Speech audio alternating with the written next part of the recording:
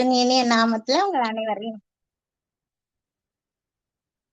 இயேசு கிறிஸ்துவின் நாமத்துல உங்கள் அனைவரையும் வாழ்த்துகிறேன். நம்மளுக்கு ஆண்டவர் ஆசீர்வதிக்கிறது பிடிக்குமா? நம்ம ஆசீர்வாதமா இருக்கிறத நமக்கு பிடிக்குமா? இல்ல ஆசீர்வாதம் இல்லாம இருக்கிறது நமக்கு பிடிக்குமா? எல்லாம் ஆசீர்வாதமா இருக்கணும்னு தானே நம்ம நினைப்போம் இல்லையா? அந்த ஆசீர்வதிக்கிறது யாரு? கர்த்தர் தானே, ஆண்டவர் தானே நம்மளை ஆசீர்வதிக்கிறாரு. அருமையான பாடல் கேட்டோம் இல்லையா? நம்ம செய்திக்கு போறதுக்கு முன்னாடி ஒரு சின்ன ஜெபம் பண்ணிடலாம். ஓகேவா? கண்ணை மூடி கையை கூப்பிக்குங்க. எதையும் நினைக்க கூடாது, ஆண்டவரை மட்டும் நினைச்சிட்டு நம்ம ஜெபிக்கலாம். எங்களை நேசிக்கிற நல்ல பிதாவே, உம்மை துதிக்கிறோம், சோதரிக்கிறோம். அப்பா ஆண்டவரே, இந்த சிறு பிள்ளைகளை ஆண்டவரே, வாலிப பிள்ளைகளை உமது கரத்துல ஒப்பு கொடுக்கிறோம். ஆண்டவரே நன்றியோடு உம்மை துதிக்கிறோம். அப்பா இந்த நேரத்துல தகப்பனே ஆண்டவரே, அப்பா அந்த பிள்ளைகளை கூட்டி சேர்த்தீங்க தகப்பனே. இன்னும் அநேக பிள்ளைகள் வந்து சேரவும் என் தேவன் உதவி செய்வீராக தகப்பனே. ஆண்டவரே, வருகிற காலங்களிலெல்லாம் வாலிப பிள்ளைகள் அநேக பிள்ளைகள் வந்து சேரும்படியாக கிருபையை எங்களுக்கு நீங்க தர வேணுமா நாங்கள் ஜெபிக்கிறோம் சாமி. வந்த ஒவ்வொரு பிள்ளைகளையும் ஆசீர்வதிங்க தகப்பனே. வெறுமையாய் போய் விடாதபடிக்கு நல்ல வழக்கங்களை ஆண்டவரை கற்றுக்கொண்டு தகப்பனே ஆண்டவரை ஆவிக்குள்ள வாழ்க்கையில தகப்பனை சேர்ந்தவங்க என் தேவன் தாமே கிருபை தர வேணுமா ஜெபிக்கிறோம்ப்பா. ஆண்டவரே அப்பா நேரத்திலும் கூட தகப்பனே இந்த பிள்ளைகளை கவனிக்கக்கூடிய நல்ல ஆண்டவரே அப்பா மன நிலைமைய நீங்க அவங்களுக்கு உருவாக்கிட்டாங்க. ஆண்டவரே சோத்திரமையா துதிக்கிறோம், சோத்தரிக்கிறோம் தகப்பனே. என் தேவனே அடிமை தாழ்த்தி ஒப்பு கொடுக்கிறேன். நீரே ஆண்டவரே அடிமையை மறைத்து என் தேவன் வெளிப்படும்படியா கெஞ்சு நிற்கிறோம்ப்பா. இயேசு கிறிஸ்துவின் நாமத்துல ஜெபிக்கிறோம் ஜீவனுள்ள நல்ல பிதாவே, ஆமேன் ஆமேன். இப்போ இந்த பாட்டுல நம்ம பார்த்தோம் பாத்தீங்களா, அதுல ஆசீர்வதிக்கிற தேவன் ஆசீர்வதிப்பார். அப்புறம் என்ன செய்யறாரு? நம்மள பெருக பண்ணுகிற தேவன். பாட்டு நல்லா கவனிச்சீங்க தானே நீங்க? வானமும் பூமியும் படைத்த ஆண்டவர் அவர்தான். வாக்கு பண்ணிருக்கிறாரு. ஆவியின் கனியை நமக்கு கொடுக்கிறாரு, வல்லமை கொடுக்கிறாரு, வரங்கள் கொடுக்கிறாரு, நமக்கு சம்பத்தை கொடுக்கிறாரு. நம்மள அவருதான் நம்மள படைச்சாரு. நம்ம அவரை எப்பயும் நம்ம துதிச்சு நம்ம வாழ்க்கையில அவரை நம்ம முன்னாடி வச்சு எல்லா காரியத்தையும் நம்ம செய்யும் போது ஆண்டவர் நம்மள மேல மேல ஆசீர்வாதம், வெற்றி வாழ்க்கை தான் நமக்கு. நம்ம அப்படிதான் நம்ம விரும்புறோம் இல்லையா? அந்த விருப்பத்தை அவரு நிறைவேற்றுவாரு. அவரு அப்ப நம்ம என்ன செய்யணும்? மேல அவர் ஆசீர்வாதத்தை நம்ம பெற்றுக்கொண்டே இருப்போம். நம்மளுக்கு ரொம்ப சந்தோஷமும் சமாதானமும் நம்ம வாழ்க்கையில இருக்கும். நம்ம என்னன்னு பாக்கலாமா? நீங்க வசனம் படிப்பாங்களா செல்வி? சரி வேண்டாம். நம்ம உபாகமும் 15:5 நம்ம வாசிக்கிறோம். உங்கள் தேவனாகிய கர்த்தர் உனக்கு சுதந்திரிக்கும்படி கொடுக்கும் தேசத்துல உன்னை மேன்மேலும் ஆசீர்வதிப்பார் அப்படின்னு சொல்லிருக்கு. அப்ப பாருங்களேன், அவங்க மேலும் ஆசீர்வதிக்கிற தேவன். அப்ப மேலும் மேலும் நம்மளை உயர்த்துகிற தேவன் அவரு. நம்ம என்னைக்குமே நம்ம கீழே ஆக மாட்டோம். அவரு மேல மேல மேல நம்மள தலையாக்குவாரு. கீழாகாம நம்மள என்ன செய்யமா வாழாக்காம அவரு நம்மள தலையாக்குவாரு. அப்படி மேல மேலதான் உயர்த்தி அவரு நம்மள கொண்டு வருவாரு. அப்போ எங்க அவரு கொண்டு வருவாருன்னா, நாம சுதந்திரிக்கும்படி கொடுக்கும் தேசத்துல நம்ம இருக்கிற இடத்துல நம்மள அவரு என்ன பண்ணுவாரு? மேல மேலையும் ஆசீர்வதிப்பாரு, மேலையும் ஆசீர்வதிப்பாரு. நம்ம ஒரு வசனத்தை நம்ம படிக்கலாம். 1 ராஜாக்கள் 17:12 வசனம் படிக்கலாம். நானே படிக்கிறேன். அதுல என்ன கொடுத்திருக்கு அப்படின்னு நம்ம சொல்லி பார்த்தோம்னா, அதற்கு அவள் பானையில் 1 பிடி மாவும் களையத்தில் கொஞ்சம் எண்ணெயுமே அல்லாமல் என்னிடத்தில் 1 அடையும் இல்லை என்று உம்முடைய தேவனாகிய கர்த்தருடைய ஜீவனை கொண்டு சொல்லுகிறேன். நானும் என் குமாரனும் சாப்பிட்டு செத்து போக அதை எனக்கும் அவனுக்கும் ஆயத்தப்படுத்துகிறதற்கு 2 விறகு பொறுக்குகிறேன் என்று சொன்னார். யாரு? அந்த விதவை. அந்த விதவை அந்த ஒரே ஒரு பையனும் அம்மாவும் தான் அவங்க இருக்காங்க. அது யார்கிட்ட சொல்றாங்க? எலியா தீர்க்கதரிசிகிட்ட சொல்றாங்க. அவரு என்ன பண்றாரு? அங்க இருக்கும்போது அப்போ இந்த அம்மா என்ன பண்றாங்க? விறகு பொறுக்கிட்டு இருக்கிறாங்க. விறகு பொறுக்கிட்டு இருக்கும்போது அவரு கேக்குறாரு, என்ன பண்ற அப்படின்னு கேட்டிருப்பாரு இல்லையா? அப்ப சொல்றாங்க, நானும் என் பிள்ளையும் இந்த ரெண்டு கொஞ்சோண்டு தான் மாவு இருக்குது, கொஞ்சோண்டு தான் எண்ணெய் இருக்குது, அதை சுட்டு அந்த அடைய சுட்டு திங்கணுங்கிறதுக்காக 2 விறகு பொறுக்கிறேன் அப்படின்னு சொன்ன உடனே அவங்க என்ன செய்யறாங்க? அவர் என்ன செய்யறாரு? அவர் எனக்கு முதல்ல ஒரு அடைய கொண்டு வா, பிறகு அப்புறம் எல்லாத்தையும் பாத்துக்கலாம், நீ எனக்கு முதல்ல கொண்டு வா அப்படின்னு சொல்றாரு. இந்த அம்மா ஒண்ணுமே பேசல. இவங்களுடைய நிலைமை என்ன? கொஞ்சம் தான் இருக்கு, அதையும் சுட்டுட்டு தின்னுட்டு நம்ம செத்து போயிடணும்னு நினைக்கிறாங்க இல்லையா அவங்க? அப்படி இருக்கும்போது அவங்க செத்து போயிடணும்னு நினைக்கிறவங்கள்ட்ட போய் அதனுடைய நிலைமைய நினைச்சு பாத்தீங்கன்னா, அந்த நேரத்துல போய் கொஞ்சோண்டு நீ எனக்கு சாப்பாடு கொடுன்னா எப்படி மனசு வரும்? ஆனாலும் அந்த அம்மா ஒண்ணுமே செய்யல. அப்படியே என்ன பண்ணாங்க? ஒரு வார்த்தை கூட பேசாம போய் ஒரு அடைய முதலாவது சுட்டு கொண்டு அவருக்கு கொடுக்குறாங்க. அப்போ அவரு அத சாப்பிடுறாரு. அதுக்கப்புறம் அவருக்கு என்ன அதுல ஒரு பலன் கிடைக்குதுன்னு பாருங்களேன். கடைசியில நம்ம அதை பார்க்கும்போது அவரு சொன்னத கேட்டுட்டு, அவரு ஒரு தீர்க்கதரிசி இல்லையா? ஒரு தேவனுடைய தேவனுடைய தீர்க்கதரிசி இல்லையா? அப்போ அவரு நம்ம தேவன் மாதிரி தானே நினைக்கணும். அப்போ அவர்கிட்ட போய் இவங்க கொடுத்த உடனே அத கண்டுட்டு அவரு என்ன சொல்றாங்க அப்படின்னா, அதுல இருந்து அந்த சம்பவம் நடந்ததுல இருந்து அந்த அம்மாவுக்கு அப்போ பஞ்ச காலம் வேற, அவங்களுக்கு சாப்பிடறதுக்கு ஒண்ணுமே இல்லாத அந்த ஊரே அப்படி ரொம்ப பஞ்சமா இருக்கும் போது இவங்கதான் சாவறதுக்கு போயிட்டாங்க இல்லையா? அப்ப இவர்கிட்ட அடை சொட்டு கொடுத்த உடனே அந்த அந்த அந்த பானையில இருந்த மாவும் அந்த கலசலத்துல இருந்த எண்ணெயும் என்ன செய்யல, குறைஞ்சே போகல. சுட சுட அப்படியே டெய்லி அவங்க அதை சாப்பிட்டு உயிர் வாழ்றதுக்கு ஏற்ற மாதிரி அவங்கள மேன்மேலும் ஆசீர்வதிச்சாரு அவரு. எப்படி? அந்த கொஞ்சம் எண்ணெய் தான் இருந்துச்சு. அந்த கொஞ்சம் எண்ணெய் இல்லாம ஒண்ணுமே இல்ல, கொஞ்சம் ஒரு பானையில ஒரு பிடி மாவு தான் இருந்தது.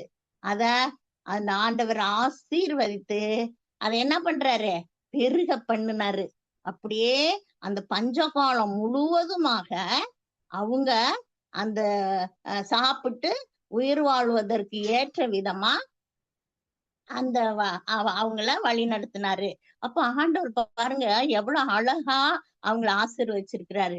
அவங்க எதுக்காக ஆசீர்வதிச்சிருக்காருன்னு நம்ம பார்த்தோம்னா, அவங்க முதலாவது தேவனுடைய மனுஷனுக்கு அந்த அடைய கொடுத்தாங்க. நம்மளும் தான் நம்ம வாழ்க்கையில முதலாவது தேவனை தான் நம்ம முன்னிறுத்தணும், தேவனை தான் முதல்ல வச்சுக்கணும். இப்ப நீங்க எல்லாம் படிக்கிற பிள்ளைங்க இல்லையா?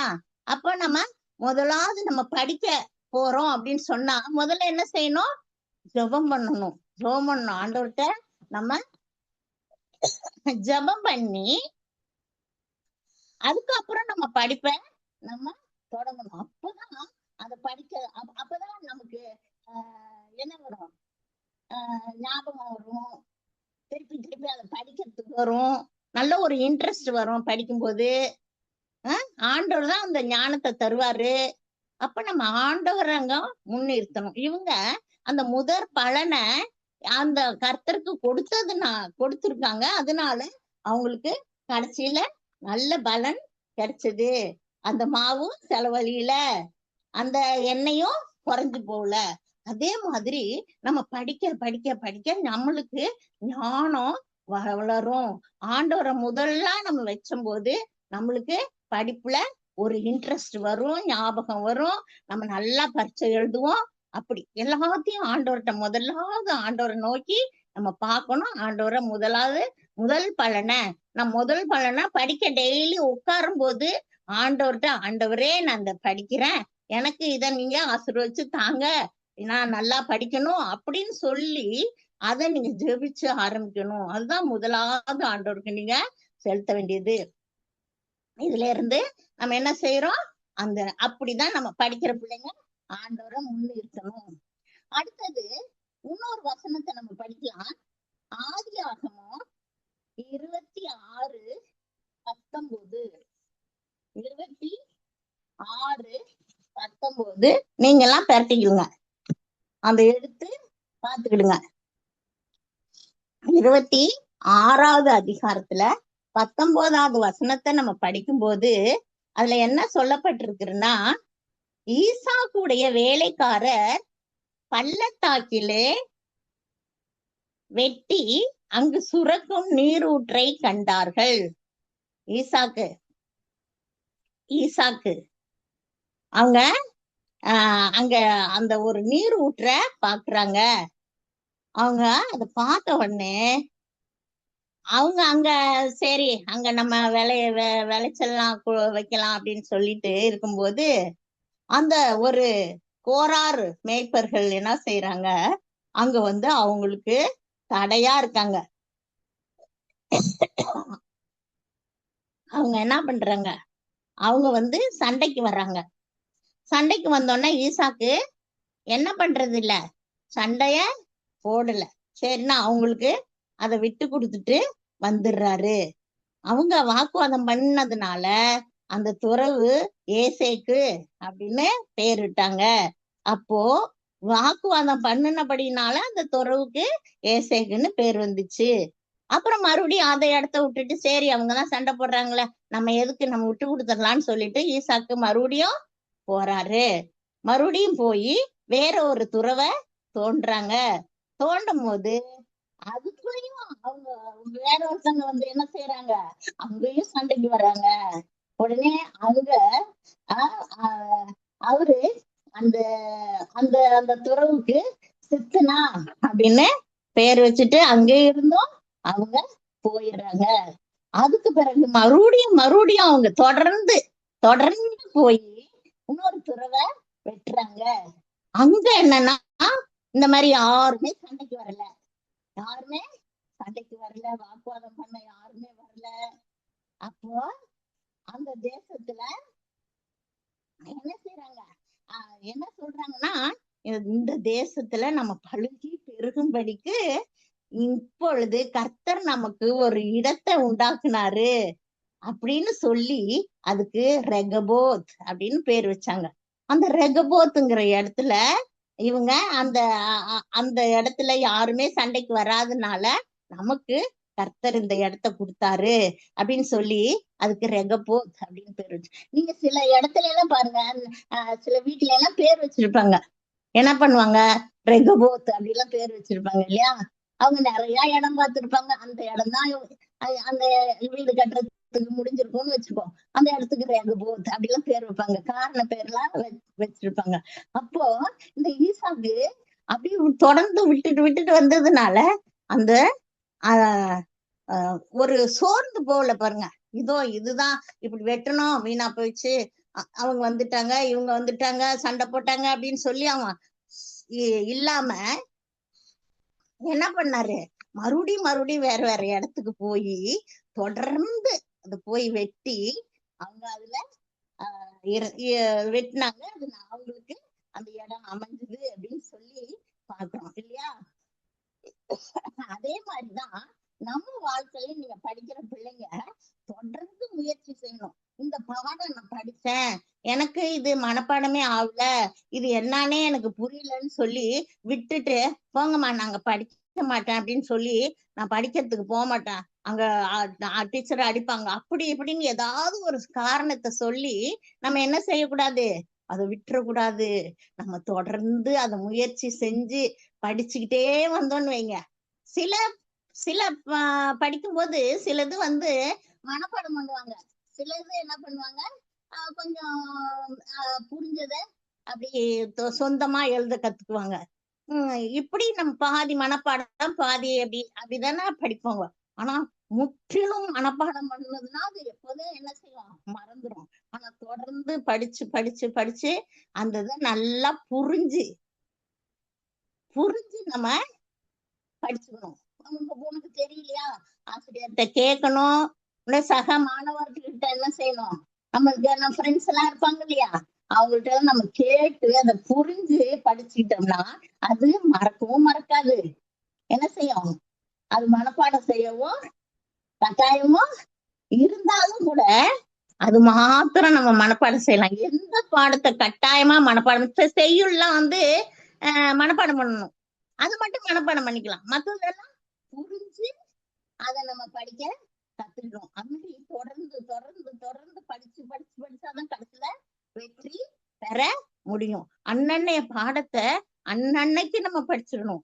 நம்ம படிச்சும் போது படிச்சுக்கலாம் அப்படின்னு சொல்லி என்ன செய்யக்கூடாது, விட்டுற கூடாது.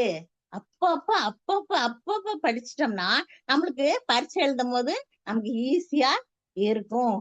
எதுவுமே புரியலன்னா என்ன செய்யணும், தொடர்ந்து அத புரியுற வரைக்கும் திரும்ப திரும்ப திரும்ப திரும்ப படிக்கணும். அப்படி படிச்சோம்னா நம்ம ஈஸியா பரீட்சையில வெற்றி பெற முடியும். அதே மாதிரிதான் ஈசாக்கு தொடர்ந்து தொடர்ந்து தொடர்ந்து அந்த துறவு வெட்டி எப்படி எல்லாம் போனா தடையெல்லாம் மீறி, அதே மாதிரி நமக்கு என்ன தடை இருக்குதோ எல்லாத்தையும் நம்ம மீறி மீறி மீறி நம்ம படிக்கிறதுக்கு நேரம் இல்லையே, அது இல்லையே, அப்படி இல்லையே, நமக்கு சூழ்நிலை அப்படி அமையலன்னா கூட நம்ம எப்படியாவது அதை படிக்கணுங்கிற ஒரு எண்ணத்தோட நம்ம அதை வாசிச்சு அதை புரிஞ்சு படிச்சுக்கிட்டோம்னா என்ன ஆகும், அதே மாதிரி நம்ம வெற்றி நம்ம பெற முடியும். கர்த்தர் நமக்கு பலன் தருவாரு. அது கர்த்தருடைய துணையாக வச்சுதான் நம்ம இதெல்லாம் செய்யணும். ஈசாக்கு அப்படிதான் வச்சு செய்யும் போதுதான் அவருக்கு கடைசியில என்ன செய்யறது, எல்லா தடையும் மீறி அவருக்குன்னு ஒரு இடம் உண்டாகுச்சு. அப்புறம் ஈசாக்கு விதைத்தான் அது 100 மடங்கு பலன் எடுத்தாங்கன்னு சொல்லி அது அவ்வளவு ஒரு பலனை கொடுத்ததாக இருக்கும். அப்படிதான் நம்ம தொடர்ந்து முயற்சி. முதலாவது கர்த்தரை என்ன செய்யணும், முதலாவது வைக்கணும் கர்த்தரை. அடுத்தது தொடர்ந்து நம்ம முயற்சி செஞ்சுக்கணும்.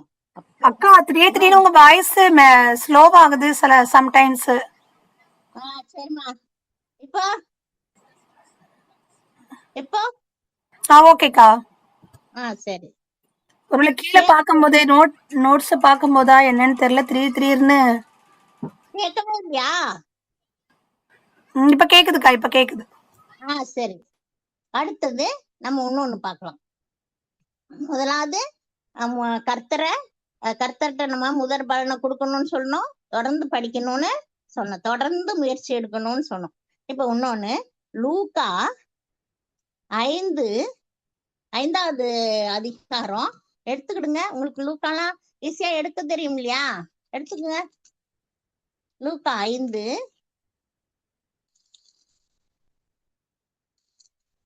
வசனம் வந்து 4ல இருந்து 6.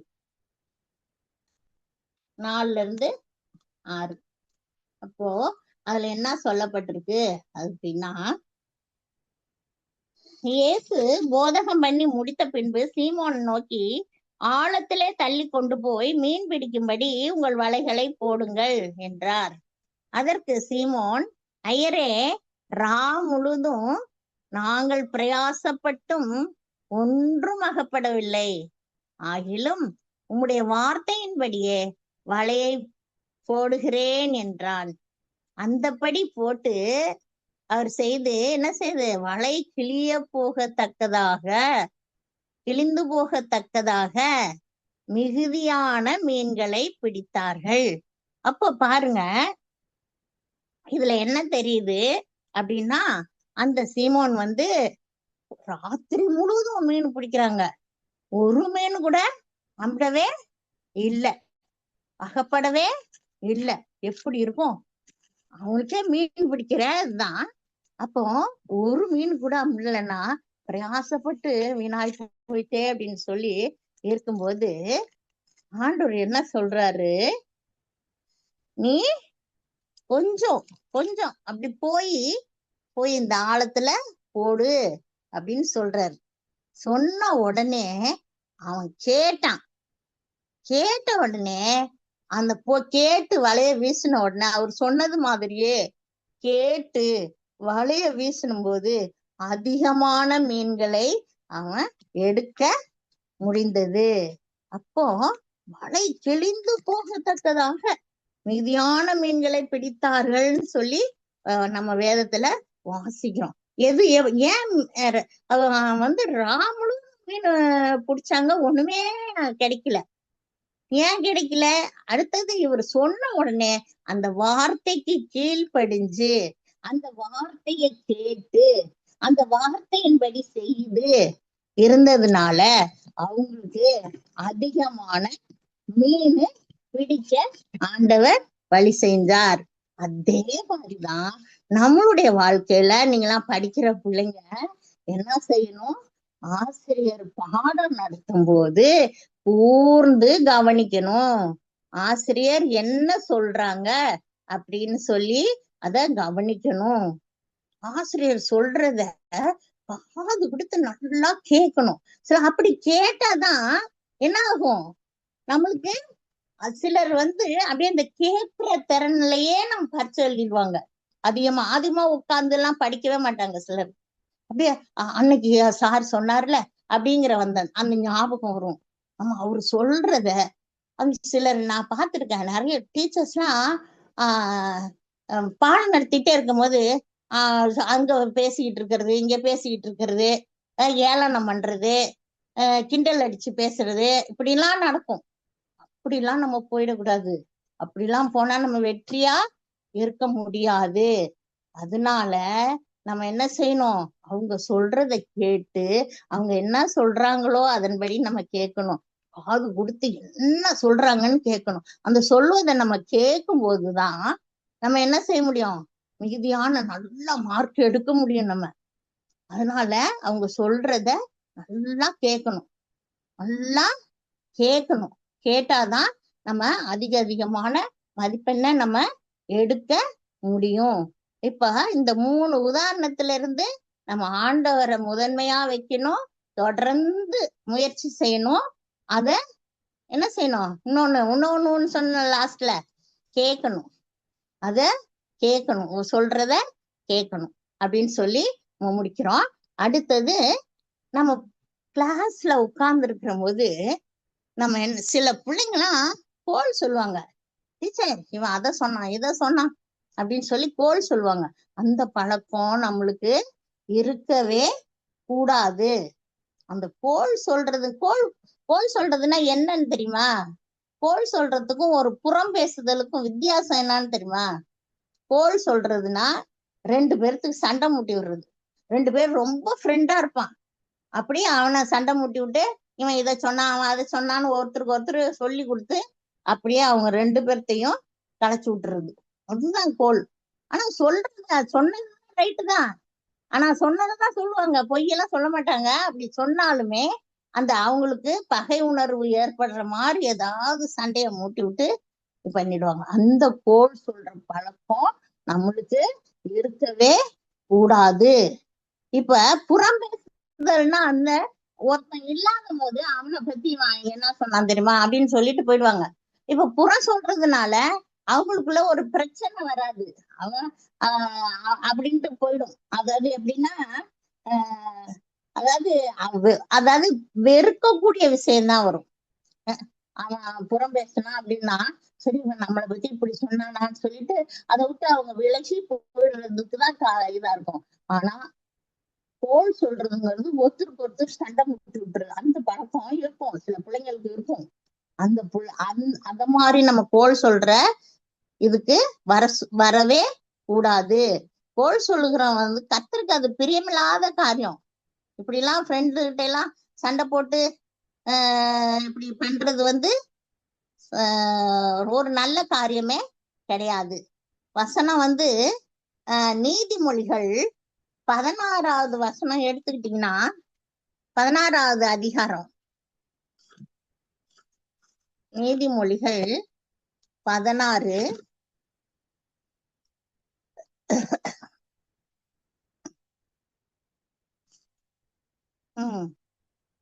நீதிமொழிகள் 16 28வது வசனத்தை நீங்க படிச்சீங்கன்னா கூட பாருங்களேன். எடுத்துக்கிட்டீங்களா? 16:28 வாசிக்கிறேன், நானே வாசிக்கிறேன். கோள் சொல்லுகிறவன் பிராண சிநேகிதத்தையும் பிரித்து விடுகிறான். கோள் சொல்லுகிறவன் பிராண சிநேகத்தையும் பிரித்து விடுகிறான் அப்படின்னு. அதாவது 2 பேரு எப்படி ஃப்ரெண்டா இருந்தாங்கன்னா அவங்களுக்கு கோள் சொல்லி களைச்சு விட்டுறது, அந்த பழக்கம் நம்மள்கிட்ட இருக்க கூடாது. நீதிமொழிகள் 18:8 நம்ம வாசிச்சோம்னா அதுல என்ன சொல்லப்பட்டிருக்கு அப்படின்னா, கோள்காரனுடைய வார்த்தைகள் விளையாட்டு போல இருக்கும், ஆனாலும் அவைகள் உள்ளத்திற்குள் தைக்கும். அப்ப பாருங்க, மனசு ஒரு சஞ்சலப்படுகிற மாதிரி ஆயிடும். அதனால நம்ம கோள் சொல்லுவத தவிர்க்கணும். 26:20 வாசிச்சோம்னா அதுல என்ன சொல்லப்பட்டிருக்கு அப்படின்னு பார்த்தோம்னா 26:20 விறகு இல்லாமல் நெருப்பு அவியும், கோள் சொல்லுகிறவன் இல்லாமல் சண்டை அடங்கும். இப்ப 2 பேர்த்துக்கு சண்டை வருது அப்படின்னு சொன்னா கோள் சொல்றவன் அங்க இல்லைன்னா அந்த சண்டை என்ன செய்யும்? அந்துரும். கோள் சொல்றவன் தான் அந்த சண்டை மூட்டி விடுறான் அப்படின்னு இந்த வசனத்துல நம்ம பாக்குறோம். அதாவது அப்படியே விளையாட்டு போல சொல்லி கொடுத்துருவான். அப்படிலாம் நம்ம இருக்கக்கூடாது. அப்படியே யாராவது இருந்தாலும் அந்த பழக்கத்துல இருந்து என்ன செய்யுங்க, அதுல இருந்து வந்துருங்க. புரியுதா? அடுத்தது இன்னும் ஒண்ணு சொல்லி நான் முடிக்க விரும்புறேன். சோம்பேறியா இருக்கக்கூடாது, சுறுசுறுப்பா இருக்கணும். சோம்பேறியாவே நம்ம இருக்க கூடாது. சோம்பேறித்தனங்கிறது ரொம்ப ரொம்ப ரொம்ப மோசம். அதுல ஒன்னும் காரியமும் நம்ம உருப்படியாவே செய்யறத முடியாது. நம்ம நீதிமொழிகள் 6 நம்ம வாசிக்கிறோம். அதுல போய் ஆண்டவர் சொல்லியிருக்காரு, எப்படி எப்படி எப்படி சொல்லியிருக்காரு அப்படின்னு சொல்லி நம்ம பார்க்கும்போது, சோம்பேறியே எறும்பினிடத்தில் போய் அதன் வழிகளை பார்த்து ஞானத்தை கற்றுக்கொள். எறும்புகிட்ட போய் அதன் வழிய பார்க்க சொல்றாரு. அப்ப எறும்பு நீங்க பார்த்திருக்கீங்களா? எறும்பு என்ன செய்யும்? நம்ம பார்த்துட்டு இருக்கும் போது அந்த எறும்பு ஊறிக்கிட்டே போகும். அப்படியே வரிசையா போகும், வரிசையா போகும். பார்த்திருக்கீங்களா? அப்படியே போகும் ஊறிட்டு. ஒண்ணு எறும்பு கூட அந்த வருஷம் விட்டு தள்ளாது, அப்படி போகும். நம்ம அப்படி களைச்சு விட்டாலும் திருப்பி அது போய் இந்த வரிசையில போய் சேர்ந்துதான் அது போகும். இப்ப நம்ம ஸ்கூல்ல எல்லாம் அப்படி இருக்கமா? கண்ணாப்புனான்னு ஓடுறோமா, ஓடியாரமா? எல்லாரும் ஒழுங்கு இருக்க. ஒரு டீச்சரு அந்த இடத்துல இல்ல அப்படின்னா நம்ம எவ்வளவு கண்ட்ரோலா நம்ம எப்படி இருக்கணும்? பேசிக்கிட்டு களைஞ்சுக்கிட்டு ஓடிக்கிட்டு ஒடியாந்துக்கிட்டு அப்படிலாம் இருக்கக்கூடாது. நம்ம ஒரு எய்மோட தான் நம்ம ஸ்கூலுக்கு போறோம். நம்ம படிச்சு பாஸ் ஆகணும், நல்லா வேலைக்கு போகணும், நல்லா சம்பாதிக்கணும், நம்ம அம்மா அப்பாவை வச்சு காப்பாற்றணும், இப்படிதான் நம்ம நினைச்சு போறோம். அந்த எய்மை நம்ம விட்டுறவே கூடாது. அப்போ அந்த மாதிரி அந்த எறும்புக்கு ஒரு தலைவன் யாராவது இருக்காங்களா? இல்ல. அந்த எறும்புக்கு யாரு சொல்லித்தரா? அதேதான். அதே மாதிரி டீச்சர் இல்லாம இருந்தா கூட, தலைவன் ஒரு லீடர் இல்லாம இருந்தா கூட நம்ம அந்த இடத்துல ஒழுங்கு இருக்கணும். அதையும் நீங்க கத்துக்கிடணும் அப்படின்னு சொல்லிதான். இதெல்லாம் ஒரு ஒரு நம்ம வாழ்க்கையில ஒரு வெற்றி பெறத்துக்கு நம்ம ஒழுங்கு ஒழுங்கு ஒழுங்கு இருக்கணும். ஒழுங்கீனமா நம்ம வாழ்றது கர்த்தருக்கு பிரியமில்லாத காரியம்தான். அதை நம்ம செய்யவே கூடாது. அடுத்தது, இந்த எறும்பு அப்படி போகும்போது இப்ப எதிர்த்தாப்புல எறும்பு வரும், இது போய் வரும். அப்போ அது ரெண்டு பேர் என்ன செய்வாங்க? அதை ஒட்டி அப்படி மோந்து பார்த்துட்டு அப்படியே போகுங்க. தெரியுமா? அதை பார்த்திருக்கீங்களா? நம்ம அது விசாரிக்குது. இப்ப நம்ம ரோட்ல யாராவது பார்த்தோம் தெரிஞ்சவங்க போறாங்கன்னா பார்க்காத மாதிரி போயிடக்கூடாது. என்ன செய்யணும்? எப்படி இருக்கீங்க, நல்லா இருக்கீங்களா, அம்மா அப்பா எல்லாம் நல்லா இருக்காங்களா அப்படின்னு நம்ம விசாரிக்கிறோம் இல்லையா? அதே மாதிரி விசாரிக்கணும். நம்ம எறும்ப கூர்ந்து நம்ம கவனிச்சு பார்த்தோம்னா அதுகிட்ட எல்லாம் நல்ல பழக்கம் இருக்கு. அதனாலதான் சோம்பேறியே எறும்பின் இடத்துல போய் நீ கத்துக்கோ சுறுசுறுப்பு அப்படின்னு. அப்புறம் அந்த எறும்பு கோடை காலத்துல உணவை சேர்த்து வச்சுக்கும். ஏன்னா மழை காலத்துக்கு அது உதவத்துக்கு சேர்த்து வச்சுக்கும். அதனாலதான் அதே மாதிரிதான் நம்மளும் என்ன செய்யணும், படிச்சு அப்பப்ப நம்ம படிச்சு அதை சேர்த்து சேர்த்து நம்ம வச்சுக்கணும். டெய்லி அதை படிச்சு படிச்சு சேர்த்து வச்சுக்கணும். அப்பதான் நம்ம அந்த கடைசி பரீட்சையில நம்ம வெற்றி பெற முடியும். அன்னைக்குதான் படிக்கணும், அன்னைக்கு ராத்திரி தான் படிக்கணும்னு நினைச்சோம்னா ஒண்ணுமே படிச்சுக்கிடவே முடியாது. எறும்புன்ட்டு அதான் எறும்பு சோம்பேறித்தனம் இல்லாம உழைக்குது. அதே மாதிரி நீங்க அந்த படிப்பை மட்டும் போட்ட விட்டுறாம அம்மாவுக்கு அப்பாவுக்கு நல்ல பேர் எடுத்து கொடுக்கணும். எல்லா காரியத்திலயுமே நீங்க அப்படின்னு இருக்கணும் அப்படின்னு சொல்லி நான் எதிர்பார்க்கிறேன். ரைட்டா? அப்புறம் முடிச்சிடலாமா? கொஞ்ச நேரத்துல முடிச்சிடலாம். இப்படிதான் இப்ப நம்ம என்னன்னா ஃபர்ஸ்ட் செய்யணும். முதலாவது ஆண்டவருக்கு நம்மள கொடுக்கணும். ரெண்டாவது முயற்சி செய்யணும், முயற்சி செஞ்சு படிக்கணும். அப்படிதானே படிச்சோம். அப்புறம் ஆசிரியர் சொல்றதெல்லாம் என்ன செய்யணும், கேட்கணும். கோல் சொல்லக்கூடாது, சோம்பேறியா இருக்கக்கூடாது. இத்தனை காரியங்களை நம்ம படிச்சிருக்கோம். இதெல்லாம் நீங்க வாழ்க்கையில கடைபிடிக்கும் போது ஆண்டவர் உங்களை மேலும் மேலும் என்ன செய்வாரு, ஆசீர்வதிப்பாரு. நம்மளுடைய வாழ்க்கை ஒரு வெற்றிகரமான வாழ்க்கையாக இருக்கும். நம்ம அதை எதிர்நோக்கி நம்மளுடைய வாழ்க்கைய நம்ம அமைச்சுக்கணும். இதெல்லாம் நம்ம செய்யும் போது ஆண்டவர் மென்மேலும் உங்களை உயர்த்துவார். கர்த்தர் தாமே இந்த வசனங்களை ஆசீர்வதிப்பாராக. ஆமேன்.